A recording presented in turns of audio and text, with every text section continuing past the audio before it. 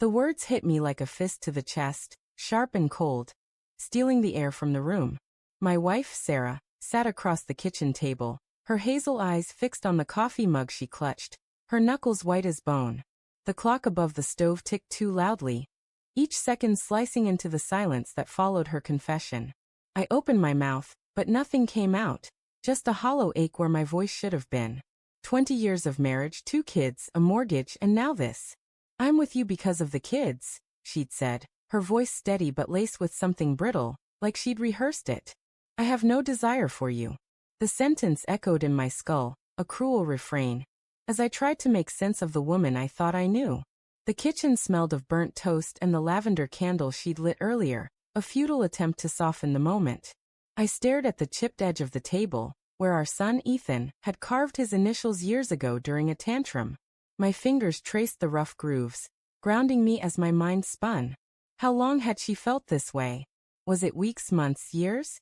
The question clawed at me, but I couldn't ask it. Not yet. Instead, I muttered, "What do you mean, Sarah?"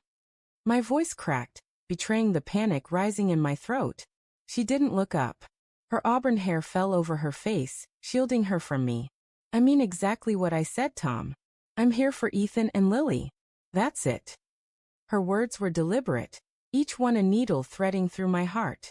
I wanted to scream, to demand answers, but the weight of her honesty pinned me to the chair. The room felt smaller, the walls closing in, the air thick with the scent of betrayal. I thought back to the past few months, searching for signs I'd missed. There was the way she'd started staying late at work, claiming deadlines for projects she never explained. The way her phone buzzed at odd hours, her fingers quick to silence it. The way she'd flinch when I touched her, a subtle recoil I'd chalked up to stress. I'd rationalized it all. Her distance, her coldness, because believing otherwise meant dismantling the life we'd built. But now, her words stripped away my denial, leaving me raw and exposed. "Sarah," I said, forcing the words out. "Are you saying you don't love me anymore?" My voice trembled, and I hated how small it sounded. I was a man who fixed things, leaky pipes, broken toys, our daughter's nightmares. But this?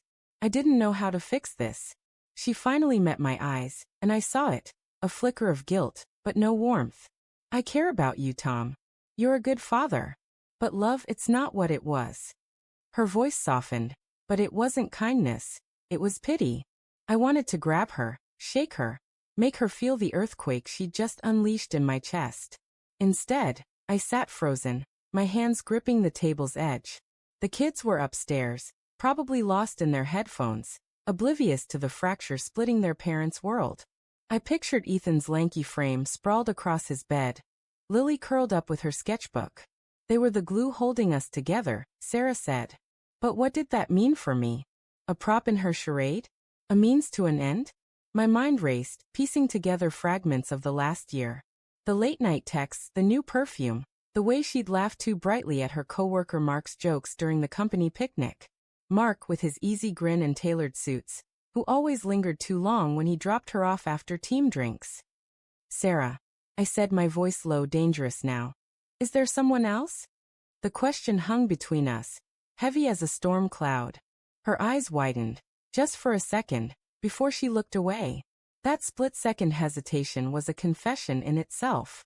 My stomach churned, while rising as the truth took shape. "No," she said too quickly, her fingers twisting the hem of her sweater. "It's not like that." But her voice faltered, and I knew she was lying. I'd always known her tells, the way her lips twitched when she wasn't being honest. I wanted to believe her, to cling to the life we'd had, but the evidence was piling up, each memory a brick in a wall I couldn't unsee.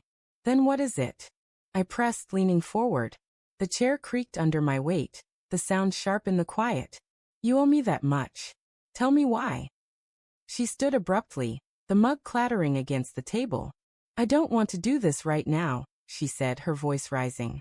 "I can't." She moved toward the sink, her back to me, her shoulders rigid.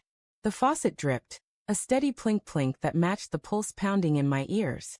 I wanted to follow her, to demand the truth, but my legs felt leaden. Instead, I sat there, replaying every moment I'd ignored, every warning I'd dismissed. The next few days were a blur of strained silences and forced normalcy. I went to work, fixed cars at the garage, smiled for the kids. But at night, when the house was quiet, I'd lie awake, staring at the ceiling, my mind a battlefield of doubt and rage. I started noticing things I hadn't before. Her phone password had changed. Her work bag held a new scarf I hadn't bought. Her calendar had cryptic initials scrawled in the margins. Each discovery was a cut, small but deep, bleeding out my trust. One evening, while she was in the shower, I did something I'd never thought I'd do. I took her phone from the nightstand, my hands shaking as I guessed the new password, Lily's birthday. It worked. My heart sank as I opened her messages. There, in black and white, was the truth. Texts to Mark, dozens of them, filled with words she hadn't said to me in years. Miss you. Can't wait to see you. He doesn't suspect anything. My vision blurred, the phone slipping from my hand. I wanted to smash it, to confront her, to burn our life down and start over. But I didn't. I put the phone back, my chest hollow, my decision forming like ice in my veins. The next morning, I told her I knew. Her face crumpled, but she didn't deny it. It just happened, she whispered, tears streaming down her cheeks. I didn't mean for it to go this far. I didn't yell.